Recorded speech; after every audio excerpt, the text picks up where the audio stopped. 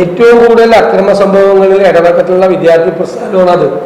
എല്ലാ കാലത്തും അക്രമ സംഭവങ്ങളാണ്, എല്ലാ കാലത്തും.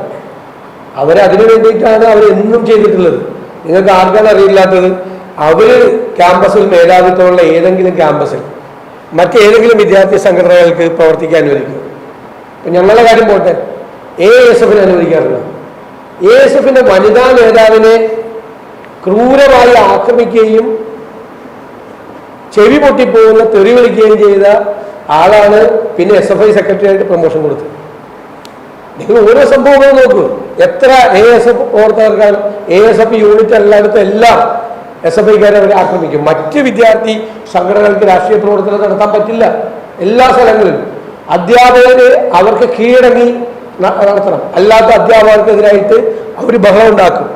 അവരുടെ അതേ സംഘടന, അധ്യാപക സംഘടനയിൽപ്പെട്ട അധ്യാപകർക്ക് പോലും അവർക്ക് വിധേയരായി ജീവിച്ചില്ലെങ്കിൽ അവർ എത്ര അധ്യാപകരെയാണ് അവരിപ്പോൾ ആക്രമിക്കുന്നത്?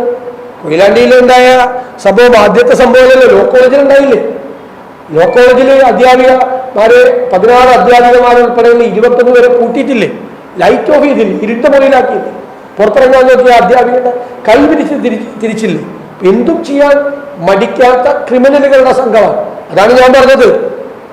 CPMന്റെ നെറികെട്ട രാഷ്ട്രീയത്തിന്റെ ഇൻക്യുബേറ്ററിൽ വിരിയിച്ചെടുത്ത ഗുണ്ടാ സംഘമാണ്. അവരുടെ സർവനാശത്തിനാണ് ഈ ഗുണ്ടാപ്പട ഉണ്ടാക്കുന്നത്.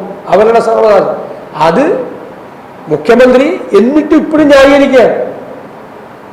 ഈ സിദ്ധാർത്ഥിന്റെ കൊലപാതകം ഉണ്ടായി കഴിയുമ്പോഴെങ്കിലും CPMും ഗവൺമെന്റും ഇവരെ നിയന്ത്രിക്കണ്ടേ? ഇവർ വീണ്ടും ഇതുപോലത്തെ സംഭവങ്ങൾ കേരളത്തിൽ ഉടനീളം ഉണ്ടാവുകയാണ്. വീണ്ടും കോഴിക്കോട് നിന്ന് വേറൊരു കേസ് റിപ്പോർട്ട് ചെയ്യപ്പെട്ടില്ലേ? സിദ്ധാർത്ഥിന്റെ വിഷയം കത്തി നിൽക്കുന്ന സമയത്ത് ഒരു ഇരുണ്ട വീട്ടിൽ കൊണ്ടുപോയിട്ട് ഒരു വിദ്യാർത്ഥിയെ മർദ്ദിച്ചത്. ഇത് ആവർത്തിച്ചുകൊണ്ടിരിക്കുകയാണ് കേരളത്തിൽ. ക്യാമ്പസുകൾ മുഴുവൻ കുരുതിക്കളങ്ങളായി മാറുന്ന സ്ഥിതിയിലേക്ക് പോവുകയാണ്.